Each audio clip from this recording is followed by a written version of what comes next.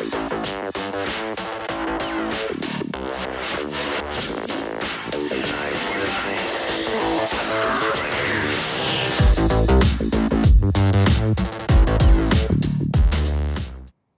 everyone, my name is Preet Banerjee. I'm your host on Spent, and every episode I speak to Derek Fung, and we take a look at some of the largest purchase panels in North America to see how people are really spending their money. Derek, welcome back to this week's show.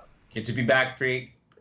Okay, so this week you guys put out a report and you were able to analyze the spending between people who are receiving those $600 per week stimulus checks versus people who didn't. And there is some surprising results. Should we just dive right into the first chart, or do you want to tee this up a little bit? No, it was very, very interesting data and very timely. We actually, and we'll put the link in the description of the YouTube video, but our data got quoted by Yahoo Finance and Wall Street Journal. So a ton of really exciting stuff happening on our end, and what better time than after Labor Day to talk about labor and employment, unemployment, and stimulus checks. Let's take a look at the overall story. And just to sort of set the picture here, what we're looking at is the total spend, and this is indexed. So if you go all the way to the left side of the chart, both of these lines start at 100, so they've been normalized to 100. And then we're looking at the change since that time between people who went on unemployment insurance versus those who didn't. And Derek, walk us through what the overarching pattern here is in the data. Yeah, I'd say the overarching pattern is that those who are receiving the unemployment stimulus checks have actually been spending more since the lockdown started, which is the line at the top, and those who are still employed and have not been receiving the checks are in fact spending less. Yeah, so there's a big divergence here in these two lines during this period, which came to an end at the end of July. So the checks have now temporarily run out. There's some debate as to when and how much they will be when they pick back up. So that's sort of more of a political conversation. But I know that a lot of people had questions about, what is the appropriate amount of stimulus? And a lot of people had said, if you take a look at the average person, they're actually getting an income replacement ratio between state unemployment benefits and the CARES Act over 100% of what their income was before. And I think the average was about 134%. So they were, on average, making or taking home more money than they were before. And that was one of the criticisms of the act in general. But now that it has been unwound, at least temporarily, we see that spending has dropped down. And if you take a look at the title at the bottom here, the total spend index almost doubled versus people who weren't and kept their jobs. Their spending had only increased by 40% since the beginning of the year. And part of that might be seasonal differences in spending as we have the summer months. Yeah, generally summers is often one of the slower months for sure. After the holidays is often pretty slow, and also the summer. But what's interesting is that a lot of the consumers who normally would have been traveling and spending elsewhere have actually consolidated a lot of their spend across retail and consumer discretionary. So that's something to note. Also, you'll see the dip at the end. It's quite scary.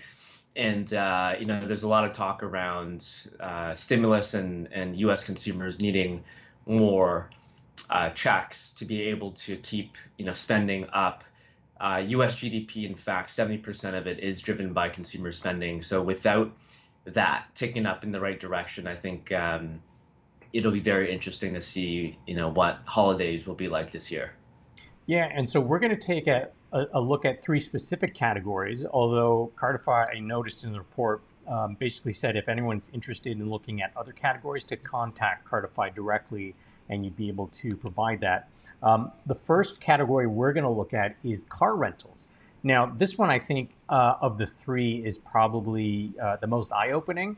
There's this big spike right in the middle of, I guess that would have been April. That is, so as soon as they got those checks, they're like, road trip. Yeah. So there's that blip, but then it continued to increase throughout the summer. And even after the end of spending on car rentals has continued to increase. So it's plus 410% for people who are receiving those benefits versus only 220% of an increase for those who weren't getting them. Yeah, I mean, I actually just rented a car for the long weekend on Turo, and definitely a lot of staycations, definitely a lot of folks who don't feel comfortable getting on a plane, renting cars, and really that's what you're seeing. And when you look on the Cartify website at airlines, it's still relatively flat. It actually picked up for a little bit, and since then it's flatlined a bit. And so all that, a ton of that money is going towards Airbnbs, folks doing, week-long, multi-week Airbnbs, within the city or slightly outside the city, and renting cars to get there. So car rentals has picked up significantly, and summer's always a busy month. We'll see what happens in the fall. Yeah, so it sounds like there's a couple of variables here. One is, it's the summer road trip season generally, but you also have people who may not be able to travel or are choosing not to travel by air. And so there's some substitution effects where they're replacing that with more road trips. So I think that's Yeah. probably why we see such an increase for both groups. Again, those who weren't still had a 220% increase in car rentals. Yeah. But those who were was plus 410. So again, to me, that was one of the more eye-opening categories that you guys looked at. Yeah. Next up was apparel and accessories. Talk to us about what's happening here. Yeah, again, another big lift. Apparel and accessories being, viewed as consumer discretionary versus consumer staples like grocery. But even then, they're buying clothes, but they're buying more comfortable clothes. Brand names like Lululemon, for example, have seen massive lift in sales during the shutdown, and also those retailers with strong online and digital presence are also seeing a strong lift. So as the economy start to open up, you'll see that big spike upwards. People wanting to buy clothes again to go out, look good, impressed. But a big chunk of it are individuals buying more casual, comfortable clothes again from places like Lululemon, in a world where they can work from home, but in much more comfortable clothes. So no more dress shirts, no more suits. It's all about the comfortable, casual clothes from Loungewear. yeah, Everyone's buying loungewear. exactly, Or exactly. not even wearing pants. Like myself, I am actually right now not wearing pants. Let's You can stop there, Preet. Now, what I'll point out in this chart is if you look at the pink line, which is people who are getting the unemployment insurance benefits, there is a steep decline towards the end of this period. So this is when, again, right at the tail end of these charts is after it had stopped. And so we see a big response from the consumer here in that there's a big drop off as those checks dropped off. Yeah, And sorry, go ahead. yeah. I was gonna say the other thing is also what's also driven a lot of that spike upwards is that consumers took all the budget they had for summer traveling and traveling in general, and have diverted it into categories like clothing and apparel. If you look at Target, for example, they just had their biggest quarter ever, like ever. And Really? if you ever the most recent Q2, and if you look at the transcript of what the CEO said, he actually said, "Look, we're doing, yes, we're doing well, but this may be a short-term blip as all the consumer spend that was going to go towards travel and other, entertainment, live entertainment, music, festivals, whatever, all went into categories like clothing and apparel." And so, that's also what's led to that big spike upwards. Yeah, there is that big bump there, and again it's almost like the taps were almost immediately turned off. Like that downturn at the end there is very precipitous. Yeah. Now let's take a look at another interesting category: education. Yes. In this case, both people who are receiving the benefits and those who kept their jobs saw in massive increases in spending on education. What's going on? Massive. I'm sure for every few friends you ask, what they've been up to during the pandemic, there's always a couple that are learning a new skill, learning a new language. And so it's, gaming, people are bored, they're playing games, and hey, people are also at home and wanting to, learn new skills. So that's what's led to this big, massive boom in e-learning platforms like Udemy, platforms like Skillshare. They just raised a massive round of funding, and Masterclass and Duolingo, and you name it. A lot of consumers going online and just upgrading their skills. Many of them, some of them probably trying to upgrade skills because they're unemployed, and somebody who have jobs are using this as an opportunity to learn something new, given that they can't leave their homes, and that's what's led to this massive, massive boom in online and e-learning. And what's interesting is that the increase in educational spend has again continued past the cessation of checks. So I don't know if this is a case of it's starting to sink in more as like, oh, you know what, I don't have my job, and the likelihood of getting my job back just seems more and more less likely. I really need to focus on upgrading my skills so that I'm prepared to get a job. I'm guessing that's kind of the psychology behind that. I think it's a combination of both. It's a combination of that and just people at home kind of bored. And there's platforms in which you can learn, and it's actually a really fun experience. Again, platforms like Duolingo for languages or Masterclass. I was just watching a masterclass on dog training, and you can watch poker. What's his name? Uh, Oh, I know who you're talking about. I Daniel. don't know his name. If you want to learn some Daniel Negro poker, or yeah. something. I mean, Yeah. Steph Curry's on a master class as well, teaching basketball. Then you've got Really? Gordon Ramsay, and it's really cool. It's really well produced.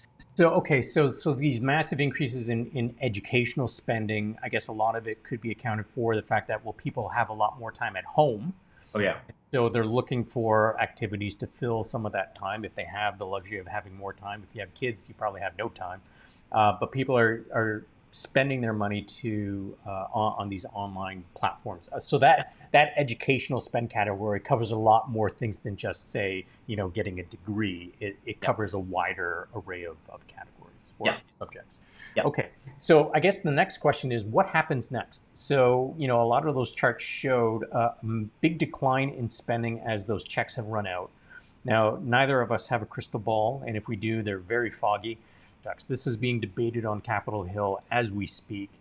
I think the House is in recess until Tuesday, which is probably Yeah. when we're going to release this video or record on Sundays. Yeah. So we don't know when those next round of checks are going to kind of come. Do you guys have any insight into what would happen next if there is a delay in any of those potential income supports for Yeah. consumers? Yeah, I mean, it's as you can see from the charts, it's scary. You're seeing that you're seeing consumer spending literally fall off a cliff, and consumer spending being 70% of U.S. GDP. It's it's not insignificant, and this could be, unless the government does something about it. This could be a potentially soft holiday season where saving money, spending frugally, spending smartly on platforms like Drop would be advantageous for consumers. You're starting to see also a ton of consumers, a lot of the evictions, a lot of the challenges are now just coming to fruition, as you can see, because, for the last couple of months, there's been this massive buffer driven by government stimulus, both in the US and Canada. So I think it'll be very important that the government come back and do something. I know that, the current president, Donald Trump, is looking to do something, and there's been debate, and Congress has finally come back from recess as of this coming week. So I think it'll be very important for the government to do something about it, or you'll continue to see this strange dichotomy between, Wall Street, Main Street, and with tens of millions of Americans relying on government money. I think, until there's a vaccine, it'll be important for the governments across the world to continue to help out, as much as possible. And again, looking at the data, we see it very, very front and center, and it's very, very apparent that consumer spending is really starting to dip. All right, we'll leave it there, but certainly there will be so many more insights over the next couple of weeks and months to analyze especially as we figure out and see exactly what kind of stimulus, if there is going to be any income supports, what level those supports are at. So we'll be keeping a very close eye on the reports that you guys are putting out. Thanks again so much, Derek, for sharing those insights with us. Really appreciate it. Thanks, Preet. See you All right. soon. Thanks.